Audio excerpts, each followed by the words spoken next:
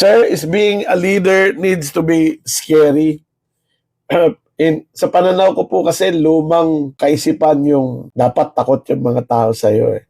Para kasi sa akin magkaibang ibig sabihin nung takot at saka may respeto, no? Kailangan ba pag may respeto, takot, di ba? Hindi naman eh. In fact, mahirap pagsamahin yun eh. Lalo na kung takot na takot ka, nag-i-erode yung respeto, di ba? I'm 54 years old.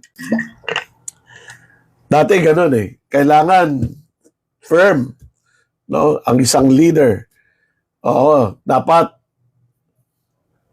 katakutan kanila para irespeto kanila. Pero nga ngayon kasi, lalo na sa mga kabataan ngayon, hindi na yun effective eh. Because people now have better choices. If they're not happy with the way they're being treated, the leader, they stop respecting the leader. They start looking for employment elsewhere. Pwede po kayong mag-order doon. Ayan.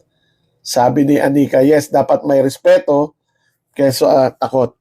Pero siguro, since we're talking about respect, I think it's important na respect is earned. You cannot demand respect from people. Well, you can, no? You can say, oh, please respect me, or I deserve to be respected. And people will respect you in front of you, pero pag nakatalikod ka, hindi. But if you earn their respect, paano ba may earn ang respect ng isang leader? You have to earn their trust. You have to earn their trust, meaning na yung sinasabi mo at saka ginagawa mo, predictable ka. So, they can depend on you. They can rely on you. So, they have to trust you. Second is build credibility. Not necessarily in that order. Credibility.